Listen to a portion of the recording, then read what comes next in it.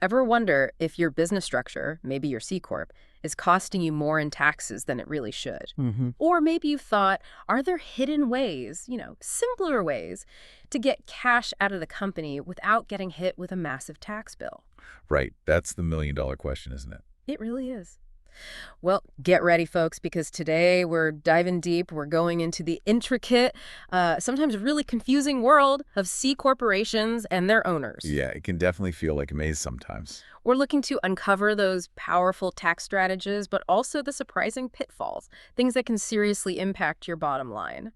We're talking about, real money, keeping it in your pocket or keeping it away from the tax collector. Absolutely. So stay with us because I think this is where it gets really, really interesting. This is where you find those nuggets that save you money.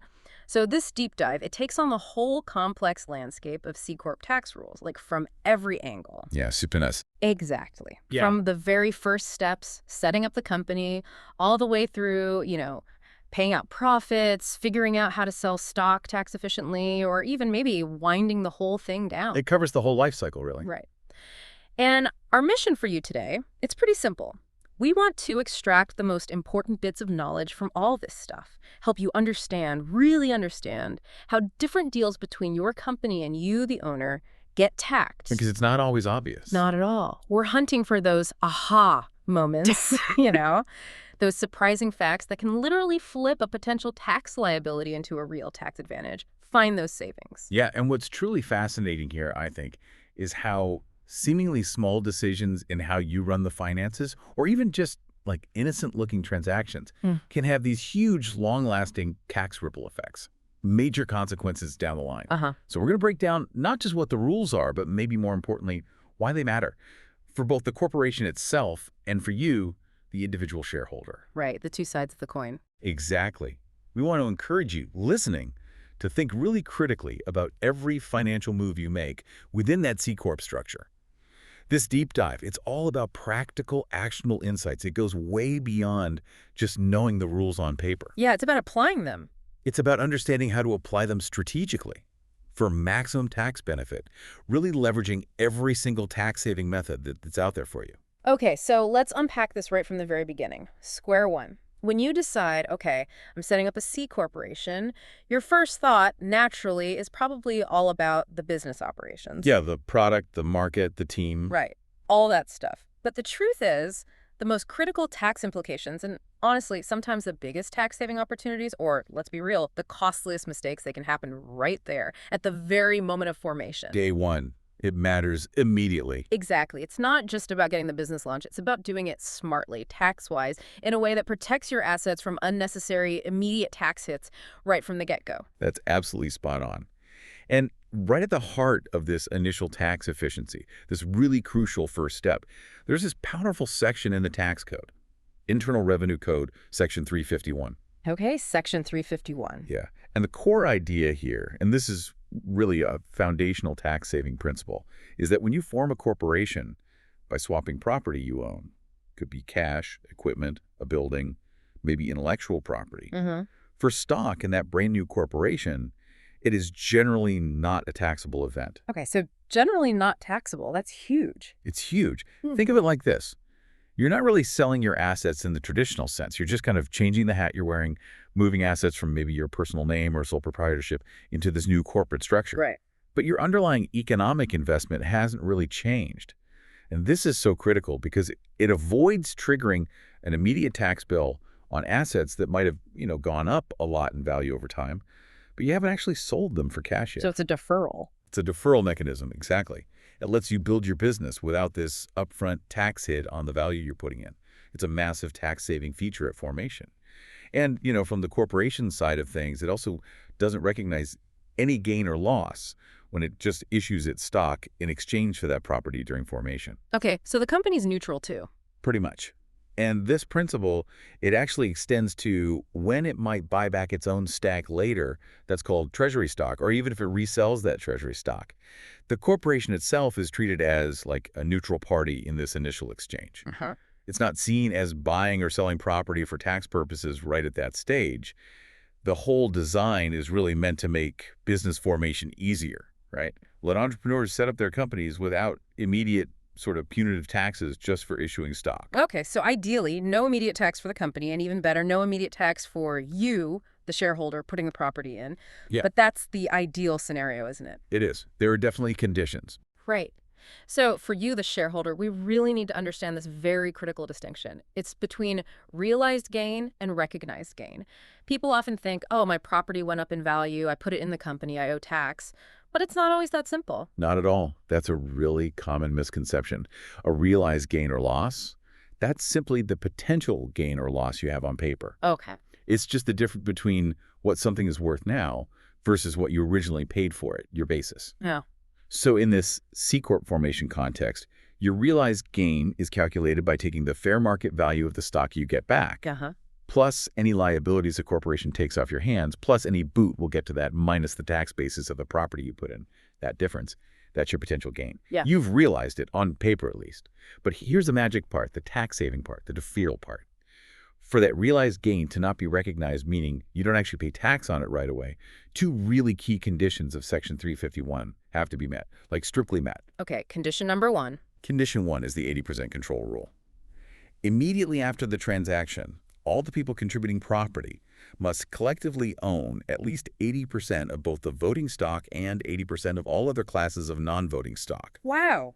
80% of everything. That much. It's a key hurdle, That's and it makes sure that the transfer isn't just some minor thing, but a substantial unifying transfer where the people putting in the property essentially maintain control. It stops someone from just tossing in a small asset to try and get a big tax break without really owning the company. Okay, 80% control. And the second condition, you mentioned it's equally important for getting that tax-free treatment, the no receipt of boot rule. You mentioned boot. Yeah. What is that exactly? Boot? It sounds funny, but it's a critical tax term. The transfer of property has to be solely in exchange for stock. If you get anything else back from the corporation in that exchange, anything at all besides stock, that's where the tax-free status starts to kind of crumble. Mm-hmm. And you could trigger an immediate tax bill even if you meet the 80% control test. Right. That no boot condition, that's what really defines the perfect tax-optimized scenario for forming your C Corp. If you avoid boot, you defer the tax. Simple as that, ideally. Okay, but this is where it often gets tricky, right? And where people can easily mess up. Even if you meet that 80% control, you can still trigger a taxable gain if you get this boot. Exactly. So think of boot as any non-stock property you get back. It's like you put an asset in, but you also pull something else out at the same time. Precisely. So what counts as boot? Give us some examples. Sure. The most straightforward example is just plain old cash. If you contribute property, say a building, and the corporation gives you stock plus some cash back, that cash is boot. Okay. Another really common one is receiving debt securities from the corporation, like bonds or notes, instead of just getting stock. Right. That debt instrument, that's boot too. Ah, And even if you only get a small amount of boot, it can trigger tax. The key thing to remember is the amount of gain you actually have to recognize and pay tax on is limited. It's the lesser of your total realized gain, or the fair market value of the boot you received. so the boot amount sets the ceiling for the immediate tax. Exactly. The boot directly dictates how much tax you owe right now, no matter how big your overall paper gain was. It's like the tax system saying, okay, fine, you pulled some actual value out, so we're taxing you on that part. Then there's this other scenario. It's a bit more nuanced, but just as important. It's called liabilities in excess of basis. Okay, liabilities exceeding basis. Right. Now, technically, this isn't called boot, but it absolutely does generate a taxable gain for you, the shareholder. How does that work? Imagine you contribute a building, and it's got a mortgage on it. If the liability the corporation takes over from you, that mortgage, for instance, is more than the adjusted tax basis of the total assets you transferred in. That excess amount, the difference between the liability and your basis, creates a taxable gain for you, right then and there, Wow. Even if I didn't get cash. even if you didn't get a dime in cash. Yeah. The reason for this rule is basically to stop a situation where your stock basis in the new company would otherwise end up being negative, which the tax code doesn't allow. Oh. The tax system basically treats that excess debt relief as if it were a disguised cash payment to you. It's a really critical, often overlooked trap that can trigger tax right at formation. And here's another crucial point. This one gets missed a lot, especially by founders who are putting in sweat equity. If you contribute services, your labor, your expertise, your hard work in exchange for stock, Yeah, that's always a taxable event, no exceptions. always. So putting in time and getting stock isn't tax-free like putting in property. Nope. The fair market value of the stock you receive for those services. You have to recognize that immediately as ordinary income. It's treated like salary. Ordinary income rates, too, not capital gains. Right. Ordinary income. It's not treated as a property contribution under Section 351. And, what's more, a shareholder who only contributes services doesn't even count towards meeting that 80% control requirement we talked about. Oh, wow. So that raises a big question then, doesn't it? If you're founding a startup, how do you value your services when you get that initial stock, knowing that value is immediately taxable ordinary income? It's a huge consideration. You need a reasonable valuation because the IRS can challenge it. It impacts your immediate tax bill significantly. Okay, let's talk about basis. You mentioned it a few times. Understanding your basis in the stock you get, it sounds like, understanding the foundation of a house. It's your tax cost, right? And it seems absolutely essential. Couldn't have said it better. Yeah. It is your foundation for all future tax outcomes when you eventually sell that stock or get distributions or whatever. If you don't track your basis accurately, you could end up paying tax on money you already invested or paying way more tax than you should when you sell. Yeah. It's fundamental. Okay, so how do we figure out the shareholder's basis? Okay, your basis in the common stock you received is calculated like this. Start with the cash you put in, plus the fair market value of any services you contributed. Because remember, you already paid tax on that as ordinary income. Right. Plus the adjusted basis, your old tax cost of any non-cash property you put in. Then you add any gain you had to recognize immediately, either because you received boot or because of those excess liabilities we just talked about. Okay, add the recognized gain. Then, from that total, you subtract the fair market value of any boot you received, and you also subtract any liabilities the corporation assumed from you. Got it. The final number. That's your stock basis. That's your starting point, your anchor for all future tax calculations related to that stock. Now, let's flip it. What about the corporation's basis in the property it receives from you? Good question. What's their cost? Generally, the corporation's basis is the greater of two things, either your adjusted basis in the property plus any gain you recognize on the transfer, or the amount of debt the corporation assumed on that specific property. Greater of the two. Okay. Usually it works out to be your basis plus your recognized gain, but there's a really crucial detail here, kind of an anti-abuse rule. If the total adjusted basis of the property you contribute in a Section 351 deal is actually more than its fair market value, like you're contributing property with a built-in loss, then the corporation's basis in that specific property is limited. It's capped at the property's fair market value. Why is that? It stops you, the shareholder, from basically transferring your unrealized losses to the corporation, just so the corporation can claim a tax deduction later when it sells the asset. It keeps the loss with the person who originally incurred it, essentially. A subtle but important rule. Okay, this is getting a bit complex with all the additions and subtractions. Is there maybe a simpler way to think about this, like a general rule of thumb for taxable versus non-taxable events and basis? Yeah, absolutely. There's a really helpful passkey, a fundamental rule that applies in a lot of tax situations, including this formation stuff. It goes like this. If an event is taxable, meaning you have to recognize the income right now, then any income you recognize is generally measured at the asset's fair market value, FMV, and your new tax basis in whatever you receive, like stock or the property itself if it was a sale, is also its FMV. Taxable equals FMV income FMV basis. Okay, taxable equals FMV. Right. Now, if an event is non-taxable, meaning you get to defer the tax, like in a perfect Section 351 exchange, then there's no immediate income recognized. And your basis in the property or stock you get is generally its carryover basis.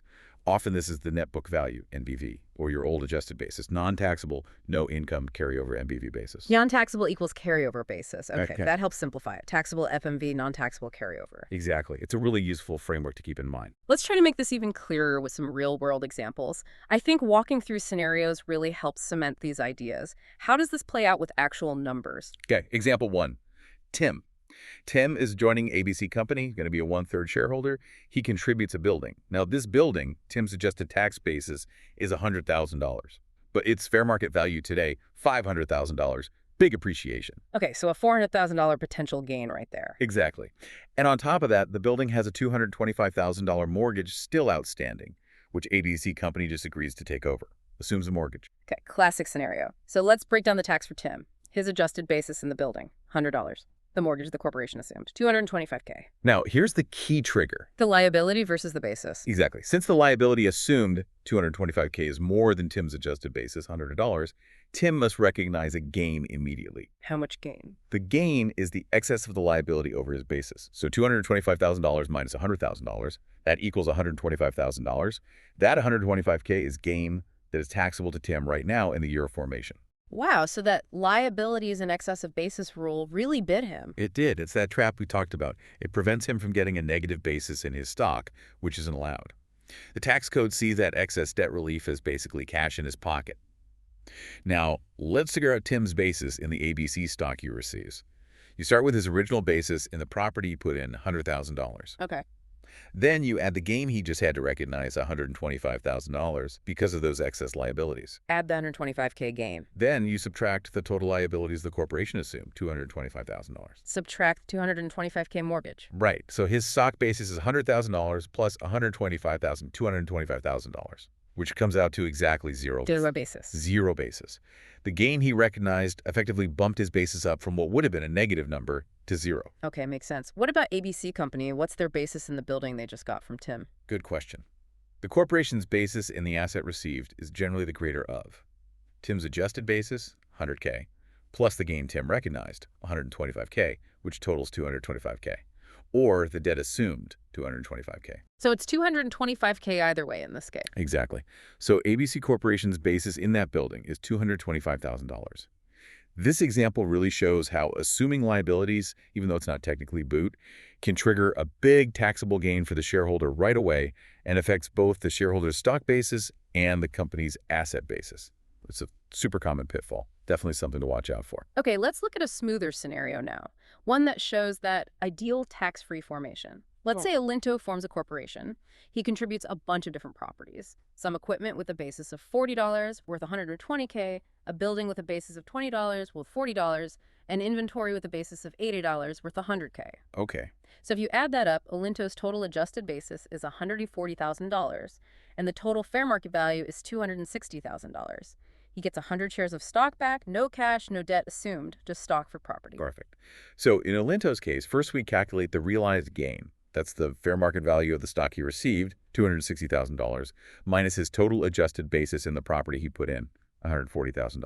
That gives a realized gain of $120,000. Okay, $120K potential gain, but how much does he actually pay tax on? Zero. Assuming Alinto meets the 80% control rule, which is usually implied if he's the sole founder initially and critically, because he received no boot at all, only stock. His recognized gain is zero. Ah, that's the Section 351 magic right there. That's the beauty of it when you meet the conditions. No immediate tax on that $120,000 appreciation. It's completely deferred. Huge tax saving up front. So Alinto's stock basis is then really straightforward. It's simply the old basis of the property he contributed, $140,000. Just carries over. Exactly. No adjustments needed for boot or recognized gain because there weren't any. His basis in the stock is $140K. And for the corporation, its basis in those assets it received is also Alinto's basis, $140K, plus any gain Alinto recognized, which was zero. So the corporation's basis in the assets is also $140K. Okay. This is really the textbook example of a perfectly structured, totally tax-free formation, a major tax-saving opportunity if you get it right from day one. Okay, one more variation. Let's consider Gertie. He also forms a corporation, contributes property with the same numbers, basis 140K, fair market value 260K. But this property is subject to a $60,000 mortgage, which the corporation assumes. Gertie gets 100 shares of stock back, no other cash or boot. Okay, similar setup, but with an assumed liability. So, just like Alinto, Gertie's realized gain is 260K FMV minus 140K basis, which is still $120,000. Right. But does he recognize gain because of the mortgage? No, he does not. Here's why. While the corporation assumed a liability, that liability, $60,000, does not exceed Gertie's adjusted basis in the property, $140,000, and since he received no boot either. Ah, the liability wasn't more than the basis. Correct. So even though there's a big realized gain and an assumed liability, no immediate tax is triggered for Gertie. Still qualifies for tax-free treatment under the 351. Now let's look at Gertie's stock basis. You start with his old basis in the property, Right. $40,000. But this time you have to subtract the liability the corporation assumed, $60,000. Since there was no recognized gain, that part of the calculation is zero. So Geardy's new basis in his stock is $140,000 minus $60,000, which equals $80,000. So his basis is lower because of the debt relief, even though it wasn't taxable gain. Exactly. This example clearly shows how assumed liabilities, even when they don't trigger immediate gain, will always reduce your stock basis. What does that mean practically? When Geardy eventually sells his stock, his taxable gain will be larger because his starting basis is lower, 80K instead of 140K. The tax is deferred, not eliminated. Makes sense. And the corporation's basis in the asset Gertie contributed. That's still straightforward here. It's Geardy's basis 140K plus any gain Geardy recognized, which was zero.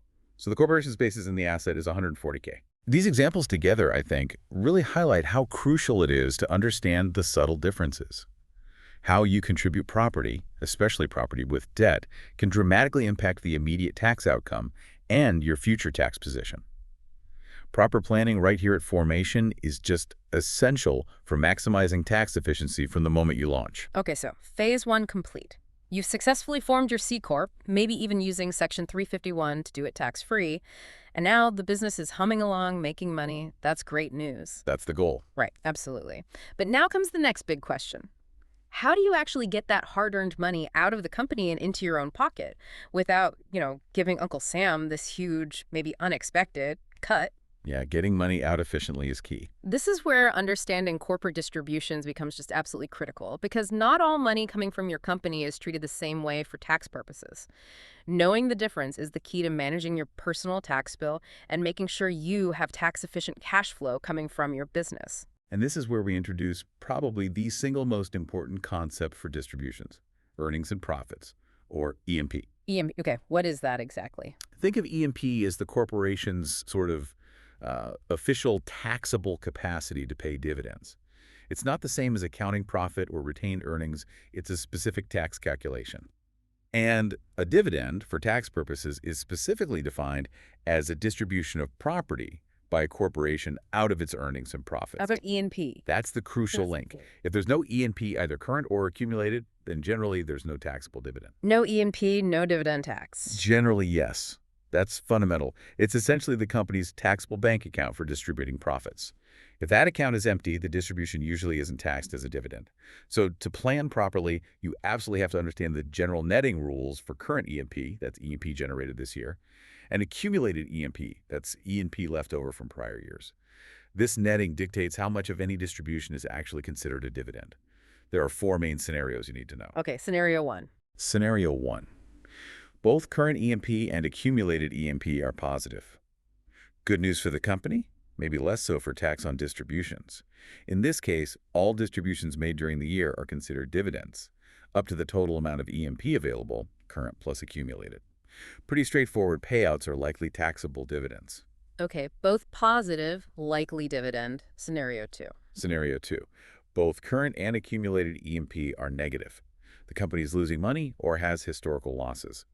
This is actually good news from a tax perspective if you're taking money out. Distributions are not considered dividends at all. So what are they then? They're treated first as a tax-free return of your original capital, which reduces your stock basis. If the distribution is more than your basis, then the excess is treated as a capital gain.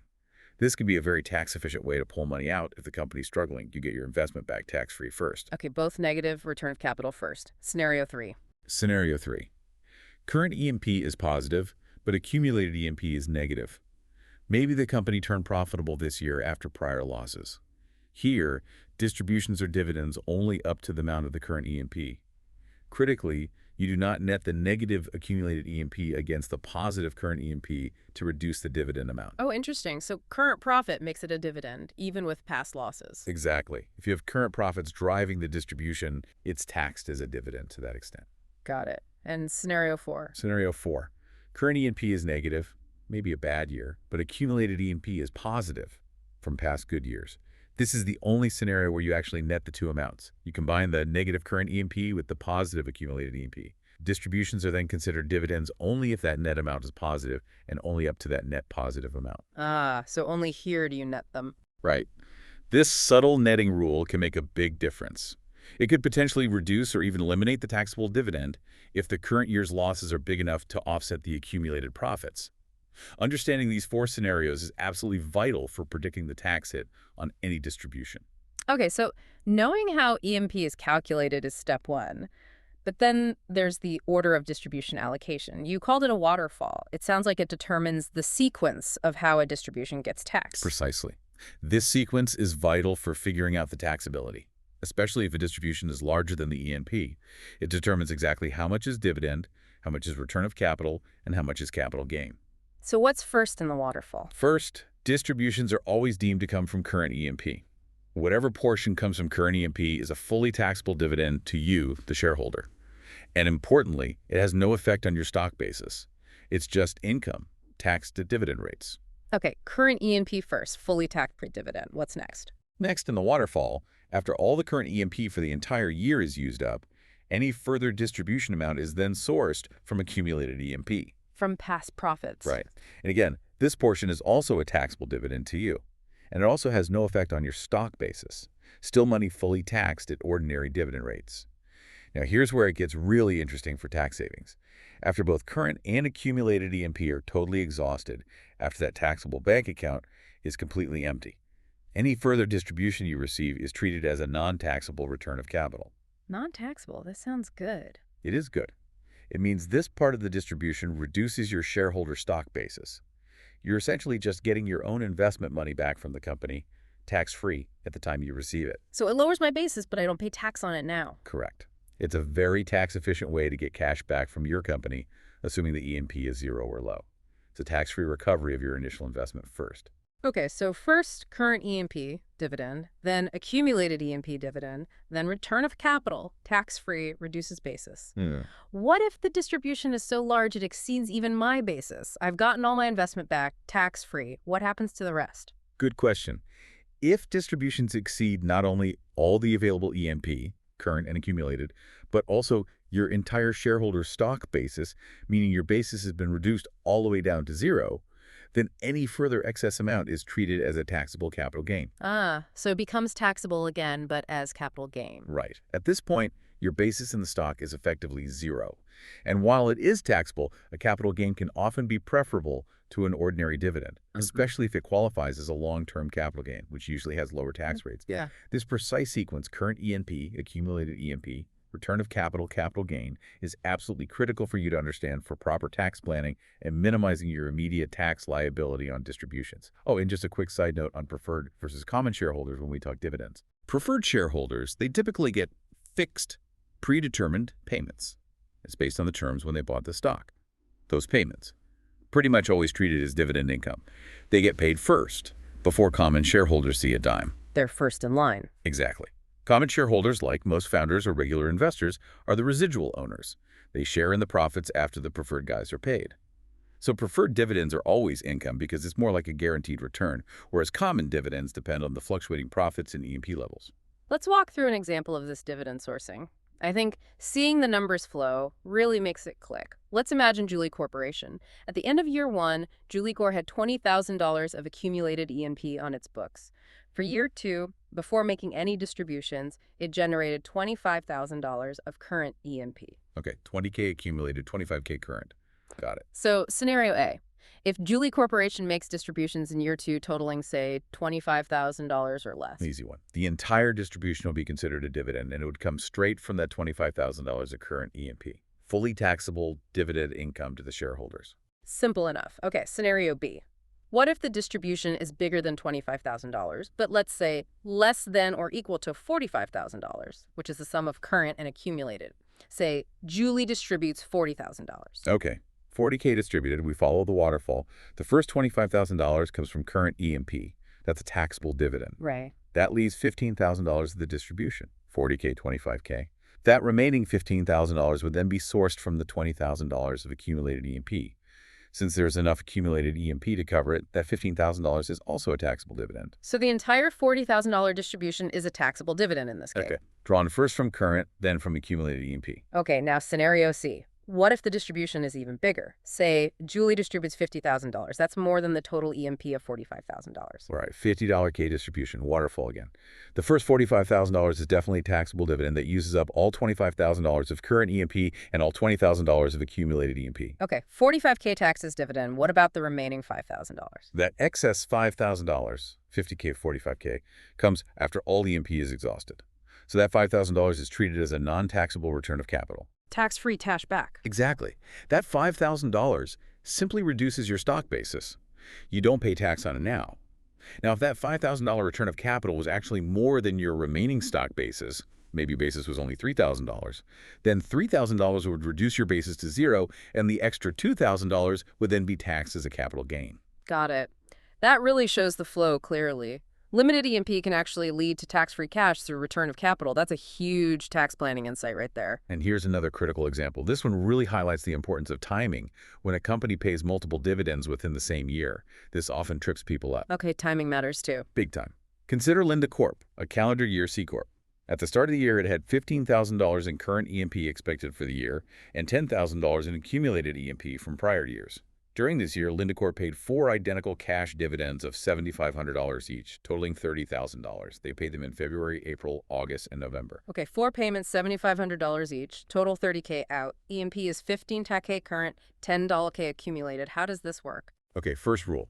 Current E&P, $15,000, is allocated pro rata across all distributions made during the year, regardless of when they were actually paid. Pro rata, so evenly spread. Exactly. Total distributions are $30,000. Current E&P is $15,000. So exactly half, $15K, $30K of each $500 dividend comes from current E&P. That means $3,750 of each of the 4 dividends is treated as coming from current E&P. And that $3,750 portion is immediately a taxable dividend for each payment. Okay, $3,750 of each payment is a dividend from current E&P. That covers $15 total. What about the other $3,750 of each payment? Good question. That remaining $3,750 of each dividend now looks to the accumulated E&P, $10,000. Yeah. And here's where the timing becomes absolutely crucial. Accumulated E&P is applied chronologically, first come, first served. Chronologically, So the February dividend needs $3,750 more. It takes that from the $10,000 accumulated E&P. The accumulated E&P drops to $6,250, $10K, $3,750. The February dividend is now fully taxable, $3,750 current plus $3,750 accumulated. Okay, February fully taxed. What about April? April's dividend also needs $3,750 more. It takes that from the remaining $6,250 of accumulated E&P. The accumulated E&P drops again, now to $2,500, $6,250, $3,750. The April dividend is also fully taxable. Okay, accumulated E&P is down to $2,500 now. What happens with the August dividend? It still needs $3,750. Right. So the August dividend takes the last $2,500 available from accumulated E&P. That makes $2,500 of its remaining portion a taxable dividend. But it still needs another $1,250, $3,700, since all E&P, current and accumulated, is now gone. Return of capital. Exactly. That remaining $1,250 of the August dividend is a non-taxable return of capital. It reduces your stock basis. This is the first time in the year you're getting tax-free cash back. Wow. Okay, so August is partly dividend, partly return of capital. What about the final November dividend? It still needs its $3,750. By November, all the current E&P was allocated pro rata, and all the accumulated E&P, $10,000, has been completely used up by the February, April, and August payments. So the entire remaining $3,750 portion of the November dividend is a non-taxable return of capital. All tax-free, reducing basis. Correct. It directly reduces your basis in the stock. And again, if that $3,750 exceeded your remaining basis, the excess would be capital gain. This example is so important because it shows how vital it is to track both types of E&P accurately and pay close attention to the timing of distributions for precise tax planning. Getting this right lets you potentially maximize those tax-free returns of capital. Okay, that covers formal dividends, but you also need to be really careful about something called constructive dividends, right? Sounds like something the IRS might use to reclassify payments. Oh, absolutely. Constructive dividends are a huge IRS audit focus. They're designed specifically to stop companies from trying to disguise distributions to owners as deductible business expenses. It's a really significant trap for people who aren't careful. So what are they exactly? Constructive dividends are basically transactions that are not formally declared as dividends by the company's board, but the IRS treats them as dividends anyway. This usually happens when payments are not really proportionate to stock ownership or when they're just not legitimate arm's-length business transactions. Like trying to sneak money out disguised as something else? Pretty much. Yeah. Corporations might try to deduct these payments as business expenses, things like salaries, rent payments, interest on loans, or maybe they try to claim losses on deals with shareholders. But remember, a real dividend payment is not deductible by the corporation. Right. So the IRS can step in and say, nope, this isn't really salary or rent or interest. This is actually a dividend in disguise. They reclassify the payment. It becomes non-deductible for the corporation, and it's still taxable income to you, the shareholder who received it. Ouch. Double whammy. Tax for the shareholder, no deduction for the company. Exactly. Right. The government gets tax revenue from both sides. What are some common examples the IRS looks for? Yeah, give us some concrete examples. Okay, a big one is excessive salaries paid to shareholder employees. Hmm. If you're paying yourself or a family member who's a shareholder, a salary that's way above what's reasonable for the actual work being done or what the market rate is for similar jobs, Mhm. the IRS can reclassify that excessive portion as a non-deductible dividend. Same idea applies to paying excessive rent or royalties to a shareholder for property or maybe intellectual property the company uses. If the rate is above fair market value, the excess could be a constructive dividend. Okay, what else? Another classic is loans to shareholders, where there's really no genuine expectation or documentation of repayment. No set interest rate, no repayment schedule. The IRS might just call it a disguised distribution, a dividend. The old loan that never gets paid back. Exactly. Also, selling company assets to a shareholder for less than fair market value. The difference, the bargain element, can be treated as a dividend. Or even the company paying for a shareholder's purely personal expenses. Right. So this really raises an important question for you, the business owner. How do you protect yourself? How do you justify that your salary is reasonable, or that the rent you're charging the company is fair market rate, or that a loan is a real loan? It comes down to documentation and behaving like you're dealing with an unrelated third party. Clear employment agreements, comparable salary data, formal lease agreements with market rates, properly documented loan agreements with interest, at least the AFR, and repayment terms. You need to be able to prove it's a legitimate arm's-length transaction. Consulting with a tax pro here is often really wise to avoid these traps. Okay, shifting gears slightly, let's talk about stock dividends. We often hear about companies issuing stock dividends. Are those generally taxable? Sounds like a potentially great tax-saving way to give value back. Yeah, the general rule for stock dividends is actually fantastic news for tax efficiency. Mm-hmm. Usually, they are not taxable, Not taxable. Nice. right? Just receiving more shares of your own company's stock where you don't have any other option is typically a non-taxable event. Think about it. Yeah. Just getting more pieces of the same pie you already own. You haven't actually realized any cash income or really changed your total investment value at that moment. So my overall ownership percentage might stay the same if everyone gets them. Exactly. Or even if it changes slightly, you haven't received cash. So it's a key tax-saving insight and a great way for companies to distribute value or reinvest earnings without triggering an immediate tax bill for their shareholders. Okay, so if it's not taxable, what happens to my basis, my original investment cost? Good question. Since your original investment in the company hasn't really changed in total value just because you got more shares, what happens is your original tax basis gets reallocated. It's spread out over the increased number of shares you now own. Old shares plus new shares. Ah, so the basis per share goes down. Precisely. Let's use an example. Yeah. Say Linda bought 100 shares of Conduff stock for $18,000 total. That's $180 per share basis. Then Conduff declares a 50% stock dividend. Linda gets 50 new shares free. Now she has 150 shares. Her original total basis of $18,000 doesn't change, but it's now spread over 150 shares instead of 100. So her new basis per share becomes 120. $18,000 divided by 150 shares. Okay, so the total investment cost stays the same for tax, just spread thinner, ready for when I eventually sell. Makes sense. Right. It maintains your tax investment tracking without creating a new tax event right then. However, there's always a however in tax. There's a crucial exception where stock dividends do become taxable. Ah, knew it couldn't be that simple. What's the exception? It becomes taxable if the shareholder has a choice, an election, to receive cash or other property instead of the stock dividend. Just having the choice makes it taxable, even if I pick the stock. Yes, even if you ultimately choose to receive the stock, the mere option to take cash instead taints the whole distribution. If that choice exists, the stock dividend is taxable to everyone who receives it. Wow. And the amount that's taxable is the fair market value of the stock on the date it's distributed. This really highlights how seemingly small details in how you structure these distributions can have major tax consequences. If the company offers you a choice, even if you happily pick the stock, you're still on the hook for tax on its value. Okay, let's talk about property dividends now.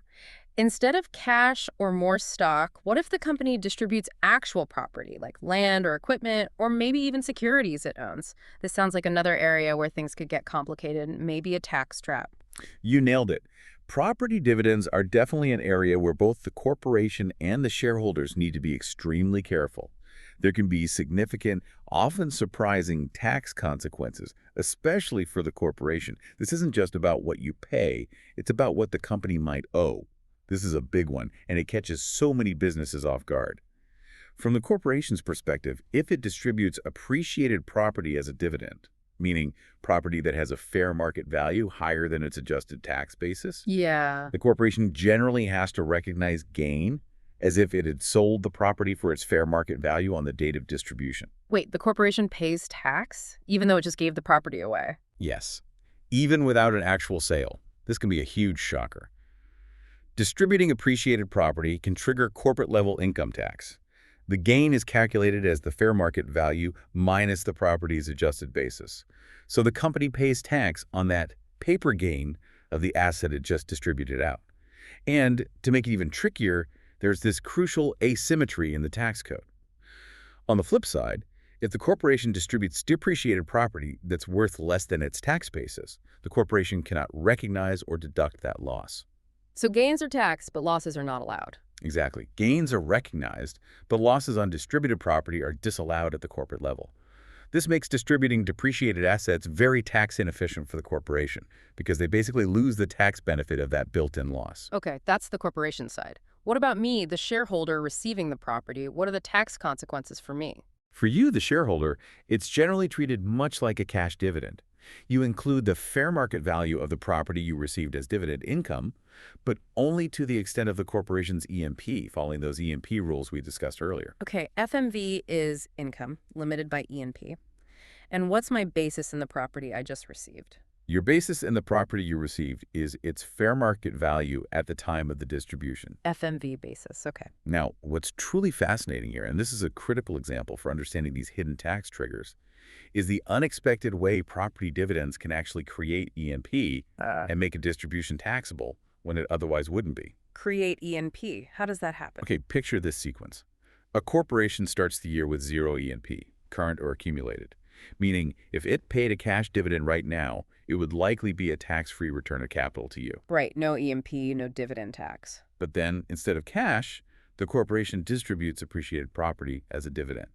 Because of the rule we just discussed, the corporation must recognize gain on that distribution as if it sold the property. Okay, the corp recognizes gain. That corporate gain then increases the corporation's EMP for that year. It actually creates EMP where there was none before. Ah. And suddenly, because of this newly created EMP generated by the property distribution itself, the property dividend that you, the shareholder, received, which initially looked like it might be tax-free, is now taxable dividend income to you, up to the amount of that newly created EMP. Wow. That's a serious hidden tax trigger. The act of distributing the property makes it taxable to the shareholder by creating EMP. Precisely. It can catch so many people completely off guard. It turns what seems like just moving an asset into a taxable event for both the corporation and the shareholder. This is a perfect example of why you have to understand the interplay between corporate actions and EMP. Seemingly minor transactions can have really complex and often unintended tax consequences. Okay, we've talked a lot about getting money out through regular dividends, property dividends, even those tricky constructive dividends. But what if the situation is different? What if you, as a shareholder, want to sell some of your shares back to the company itself? That's called a redemption, right? That's right, a stock redemption. Or what about the end game? What if the company is just winding down completely, liquidating? These feel like major events. They are major events. And I assume they have vastly different tax treatments.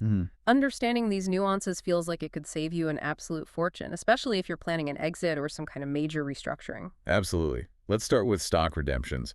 When the corporation buys back its own stock from you, a shareholder, the absolute critical distinction here for tax purposes, and this makes a huge difference to your tax bill, is whether the IRS treats that redemption payment as a sale or exchange or as a dividend. Sale versus dividend. Why does that distinction matter so much? It matters immensely.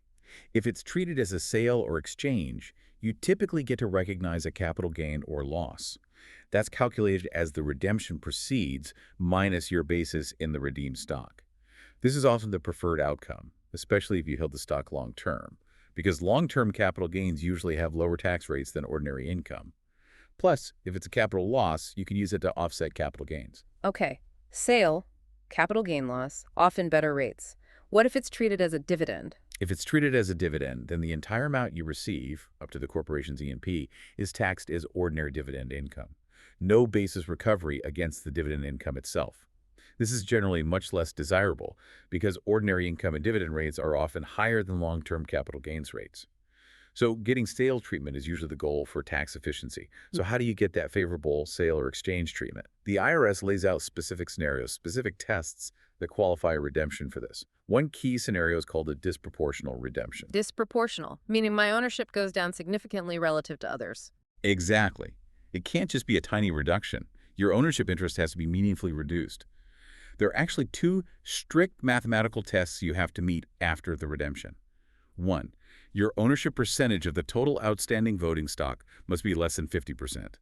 Two, your percentage ownership, voting and non-voting, after the redemption must be less than 80% of your percentage ownership before the redemption. Wow, okay. Less than 50% total and less than 80% of what I had before. Both have to be true. Both have to be true. It's a strict quantitative test.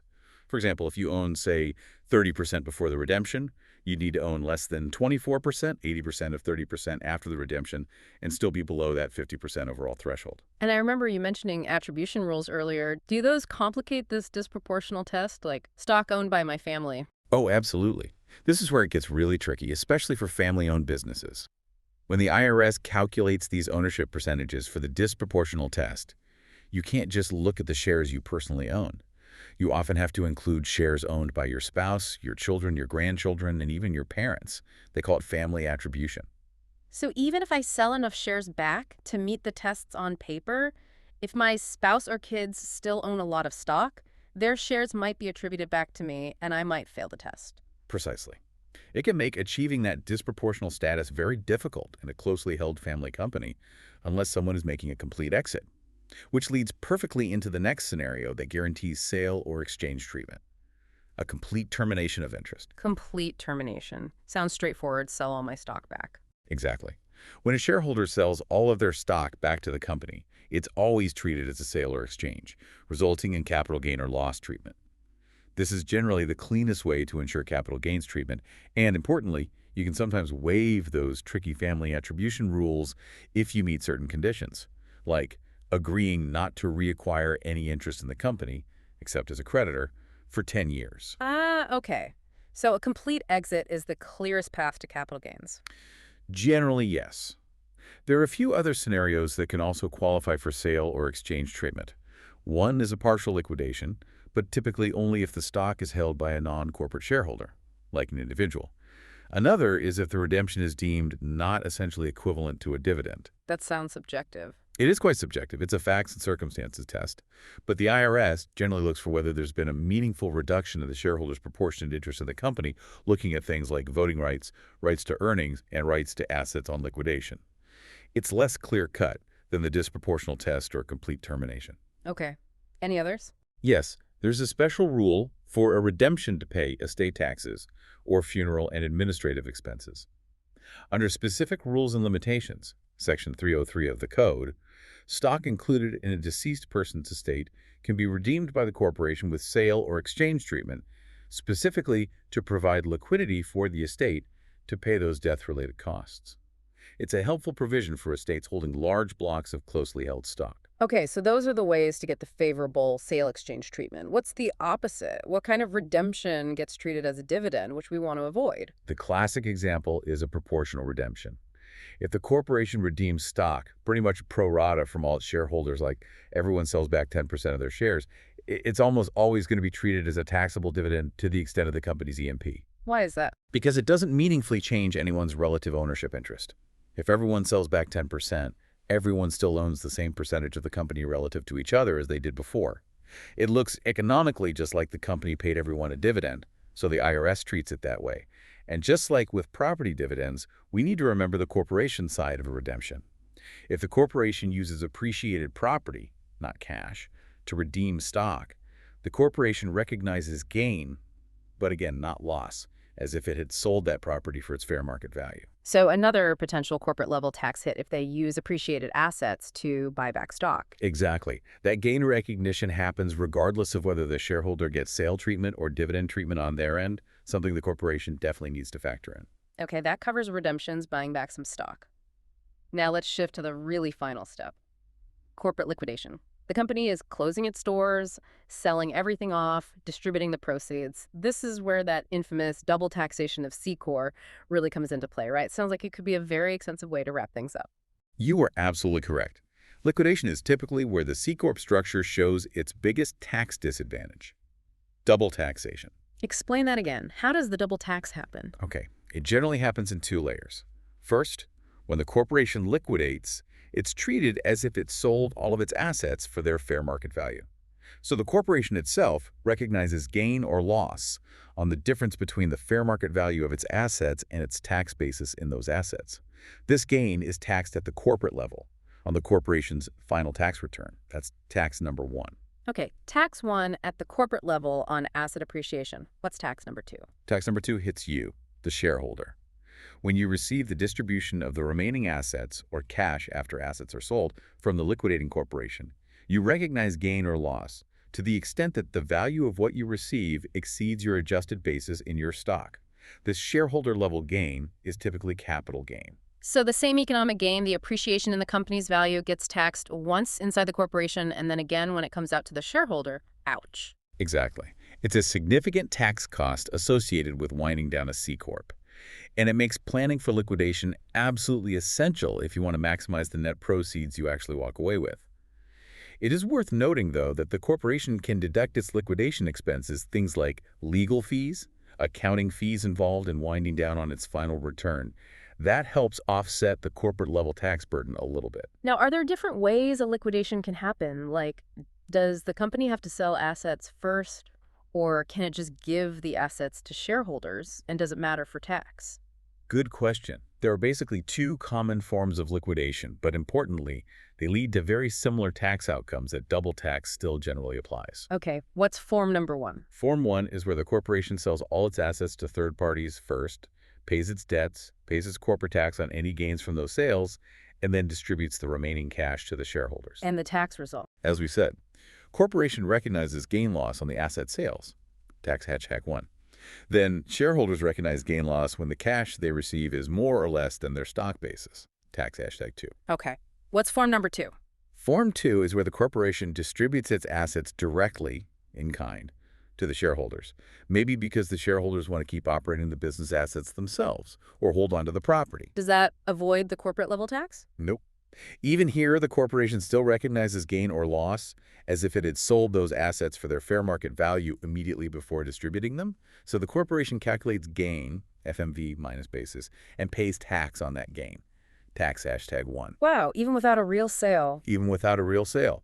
Then you, the shareholders, recognize gain or loss based on the difference between the fair market value of the assets you receive and your stock basis, tax hashtag 2. And importantly, your basis in the property you receive becomes its fair market value at the time of distribution. So really, either way you slice it, liquidation generally means double tax? Generally, yes. That's the baseline reality for C Corp liquidations. Okay, given that potentially painful double tax on liquidation, what about these things called tax-free reorganizations? Are they like a strategic escape hatch, a way to restructure or combine businesses without triggering that immediate liquidation tax? Absolutely. Tax-free reorganizations are an incredibly powerful and often much preferred alternative to a taxable liquidation, especially if the business or its core operations are going to continue just maybe in a different legal structure or under new ownership. And the key benefit is? The key benefit is that they are generally non-taxable events for both the corporation involved and its shareholders. This is a massive tax advantage compared to a taxable liquidation. Why are they generally non-taxable? What's the thinking there? The core idea, the theory behind it, is that you, the shareholder, haven't really cashed out or ended your investment. Your investment is simply continuing, just maybe in stock of a different company, like the acquiring company in a merger. It's seen more as a change in the form of your investment, not a change in its substance that should trigger tax right away. The business continues. And there are actually several different types of transactions that can qualify as tax-free reorganizations. They're often referred to by letter codes from the Internal Revenue Code. Like A, B, C? Exactly. You have Type A reorganizations, which are typically statutory mergers or consolidations under state law. Type B is usually a stock-for-stock acquisition, where one corporation acquires control of another solely in exchange for its voting stock. Type C is often a stock-for-assets acquisition, where one company acquires substantially all the assets of another in exchange for voting stock. Okay. Any others? Yeah, there are others too, like Type D, which often involves corporate divisions like spin-offs. Sure.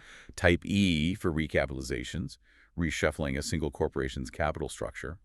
And Type F for mere changes in identity, form, or place of organization, like changing the state of incorporation.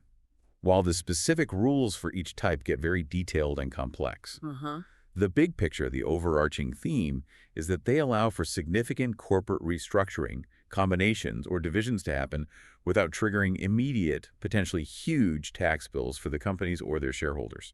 Now, you mentioned liquidations usually mean double tax. Is there any exception within liquidation itself? What about when a parent company liquidates a subsidiary it owns? Ah, yes. That's a hugely important exception, the parent subsidiary liquidation. This is a major tax break specifically for corporate groups. How does that work?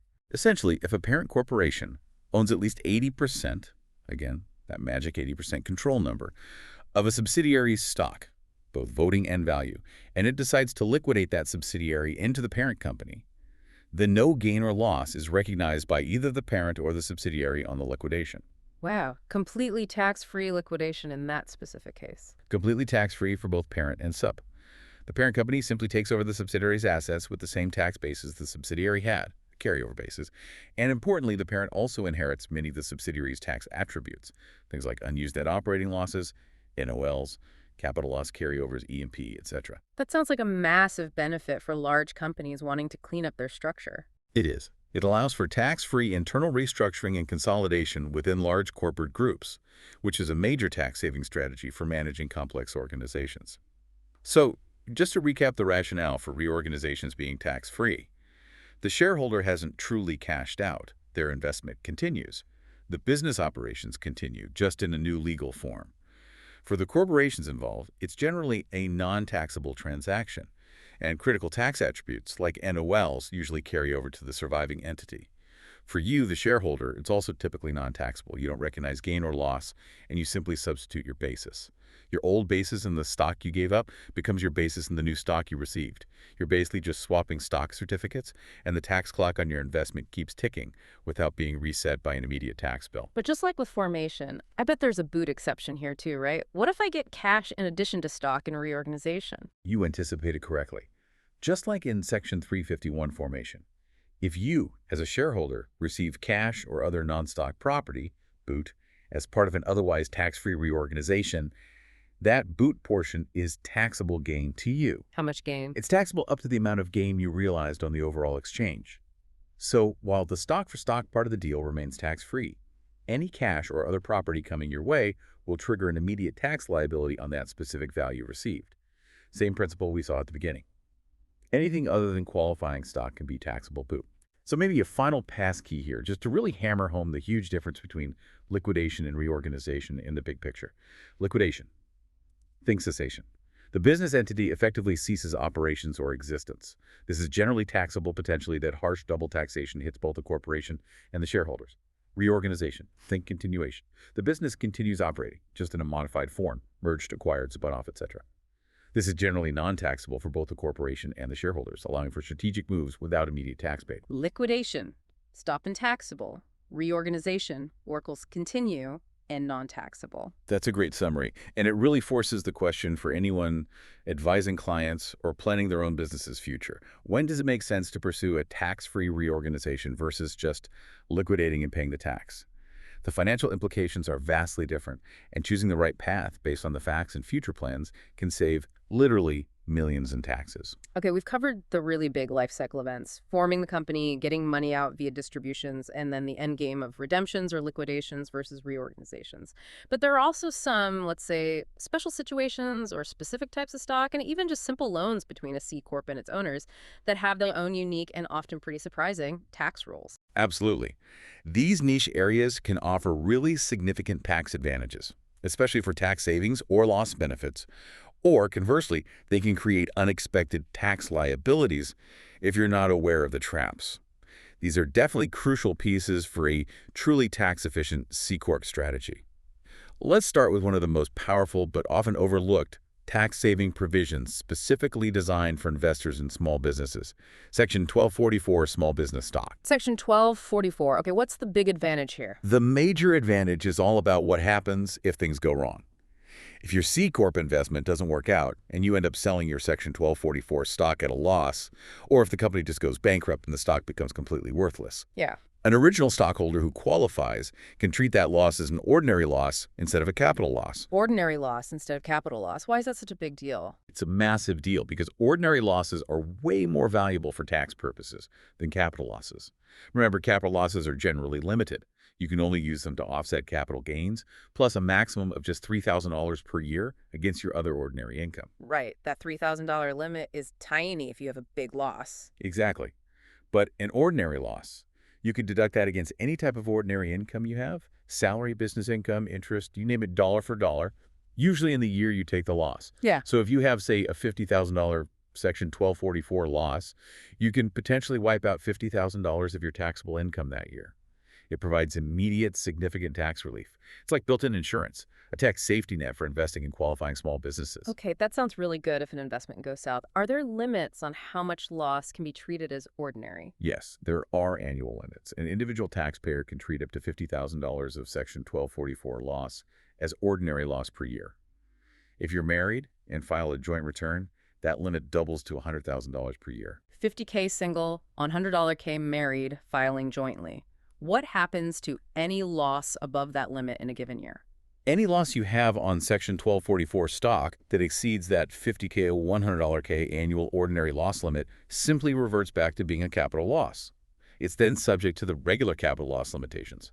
$3K against ordinary income per year, carry forward the rest. So you still get some benefit, but the ordinary loss treatment for the first chunk is the real prize. Now, not all small business stock automatically qualifies. There are specific requirements for stock to be considered Section 1244 stock. Okay, what are the qualifications? First, the stock must have been issued by the corporation in exchange for cash or property.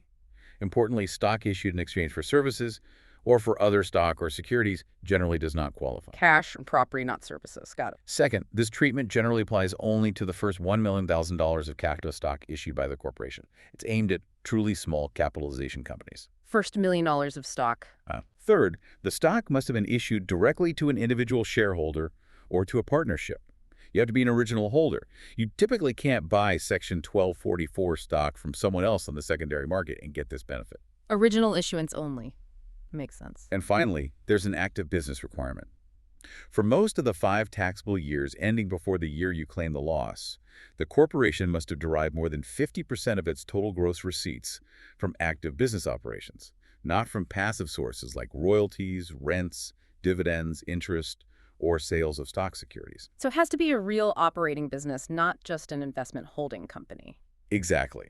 This provision provides excellent downside tax protection, specifically for investors putting capital into active, operating small C corporations. It significantly mitigates the financial risk of investing in startups that might fail. Okay, Section 1244 helps cushion the blow on losses. But what about the upside? Is there a special provision for when things go really well? I think I've heard of something called QSBS, Qualified Small Business Stock. That sounds like maybe the Holy Grail. You are absolutely right to call it the Holy Grail. Qualified Small Business Stock, or QSBS, under Section 1202 of the Code, offers arguably one of the most mind-blowing tax benefits available. It's all about excluding gain when things go very well. Okay, tell me about this mind-blowing benefit. How good is it? It's essentially incredible. Yeah. A non-corporate shareholder, so an individual trust, etc., who holds qualifying QSBS for more than 5 years can generally exclude 100% of the gain they realize when they sell that stock. 100%. You Yeah. mean pay zero federal tax on the gain? Exactly. Zero federal income tax on the excluded gain. This isn't just a deduction that lowers your taxable income. It's a complete exclusion of the gain from your income altogether. Imagine pouring years of effort into building a successful startup as a founder or being an early investor, and then being able to sell your shares potentially for millions and paying absolutely nothing in federal income tax on all that appreciation. It's a game changer. That is staggering. A 100% exclusion. Is there a limit to how much gain can be excluded? Yes, there is a cap on the exclusion per issuer, per taxpayer. The maximum gain eligible for exclusion is limited to 100% of the greater of two amounts. One, 10 times the taxpayer's adjusted basis in the specific QSBS stock sold, OR2. $10 million overall for that issuer. $5 million if you're married filing separately. Okay, greater of 10x basis or $10 million, that's still a massive potential exclusion. Even if you invested, say, $200,000, 10 times basis is $2 million. If you invested $1 million, 10 times basis is $10 million. And $10 million is the overall cap per company anyway. So for many successful ventures, a huge chunk, if not all, of the gain could be entirely tax-free. Precisely. It's an enormous incentive for investment in qualifying small businesses. However, Again, with great benefits come strict rules. The qualifications for stock to be QSBS are very specific and absolutely crucial. Get any of these wrong and you lose the exclusion. okay, lay them out for us. What are the key QSBS requirements? All right, first, the stock must have been issued after August 10th, 1993, so it doesn't apply to very old stock. Okay, relatively modern rule. Second, just like Section 1244, you must have acquired the stock at its original issuance, either directly from the corporation or through an underwriter. You generally can't buy it on the secondary market. Original issuance again. Got it. Third, and this is critical, the issuing company must be a domestic C corporation. S corporations do not qualify for QSBS. This is a major reason why many high-growth startups choose to be C Corp, even with the potential double tax on dividends, because this QSBS exclusion on exit is so incredibly valuable. C Corp only. That's a huge planning point right there. Massive. Fourth, the corporation must be a small business at the time the stock was issued. Specifically, its aggregate gross assets must have been $50 million or less immediately before and after the stock issuance. $50 million asset test at issuance. Okay. And finally, similar to 1244, there's an active business requirement. During substantially all of the taxpayer's holding period for the stock, at least 80% of the corporation's assets, by value, must be used in the active conduct of one or more qualified trades or businesses. Qualified trades or businesses, are there exclusions here too? Yes, and this is really important. The definition excludes several types of service businesses, like health, law, engineering, architecture, accounting, consulting, financial services, brokerage services. It also excludes banking, insurance, farming, mining, and businesses involving hotels, motels, or restaurants. Wow, lots of exclusions. So it's really aimed more at tech, manufacturing, retail, wholesale. Generally, yes. Businesses that create products or provide services not on that exclusion list. Understanding all these qualifications, the C Corp status, original issuance, $50 asset test, active qualified business is absolutely paramount for anyone investing in or starting a C Corp, hoping for that potential tax-free exit down the road. This provision alone can make the C Corp structure incredibly attractive for the right kind of business and investors. Okay, we've covered special stock rules for losses, 1244, and gains, QSBS. What about something that seems much simpler, but you mentioned can be a trap? Just basic loans between a C corporation and its shareholders. Lots of small business owners probably lend money to their company or maybe borrow from it sometimes. What's the issue here? You're right, these loans are incredibly common in closely held C Corp. The owner needs funds, or the company needs a quick infusion of cash from the owner. But they absolutely must be structured carefully, like real loans, to avoid IRS problems. What's the main thing the IRS looks at? The key issue, the number one thing the IRS scrutinizes, is the interest rate. Any loan between a corporation and a shareholder must charge an interest rate that is at or above the applicable federal rate, AFR. AFR, what's that? The AFR is basically a minimum market interest rate set by the IRS. They publish these rates every month, and they vary based on the loan term, short-term, mid-term, long-term. You have to charge at least the AFR that's in effect when the loan is made. If a loan is made between the corporation and shareholder at a below-market rate, meaning the interest charged is less than the AFR, or maybe even zero interest is charged. Yeah, that happens a lot, I bet. It does. But the IRS doesn't like it. They can step in and impute interest. This means the IRS essentially pretends that the correct amount of interest was charged and paid, according to the AFR, and then they tax the parties as if that make-believe interest payment actually happened. Impute interest. Okay, so they basically create phantom interest. What are the tax consequences of that? This is the trap. Let's take the common scenario. A corporation makes a below-market loan to a shareholder. Okay, company lends money to the owner interest-free or too low? Right. In this case, the imputed interest is the difference between the AFR and the interest actually charged if any, is typically treated by the IRS as being paid from the shareholder back to the corporation, interest income to the core, and then immediately paid back out from the corporation to the shareholder. And how is that payment to the shareholder treated, often as a dividend? Ah, so the imputed interest becomes a constructive dividend to the shareholder. Exactly. It becomes taxable dividend income to the shareholder to the extent of corporate E&P, especially if the shareholder isn't also an employee receiving loans solely due to employment, or if they own more than a tiny amount of stock. Sometimes, if it's clearly linked only to services, it might be treated as compensation, but often it defaults to dividend treatment. So the shareholder pays tax on income they didn't actually receive in cash, and the corporation. The corporation might get to record imputed interest income, but the corresponding payout to the shareholder is treated as a non-deductible dividend. It often creates taxable income for the shareholder without a clear corresponding corporate deduction for the deemed payment. It's usually just messy and tax inefficient. What about the other way around? Shareholder lends money to the corporation at a below-market rate. Good question. Owner lends to the company, interest-free. This isn't explicitly covered in the source outline, but the general principle of imputed interest still applies under Section 7872 of the Code. Typically, the IRS would impute interest income to the shareholder as if the corporation paid them the AFR, and the corporation would get a corresponding imputed interest expense deduction, subject to other limitations on interest deductions. So it creates taxable income for the shareholder even if they didn't receive cash interest. Okay, so either way, below-market loans create imputed interest and potential tax headaches. Absolutely. The practical tip here is really simple but crucial. Always document loans between the corporation and shareholders properly. Use a formal promissory note. Set clear repayment terms. And critically, charge interest at a rate that is at least the applicable federal rate, AFR.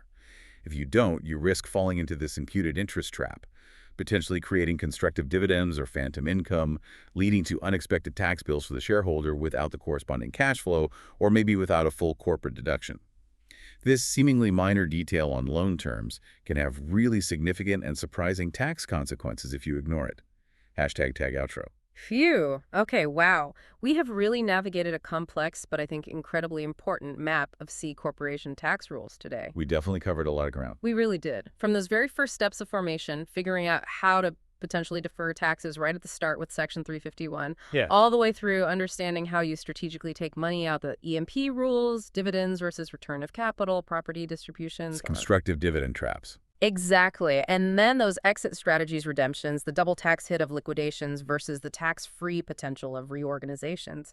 And finally, these special, powerful rules for certain stock, like Section 1244 for losses and the amazing QSBS for gains, plus the pitfalls of simple shareholder loans. We've really looked at how these critical entity owner transactions get taxed. Yeah, and hopefully highlighted the tax-saving angles along the way. Absolutely.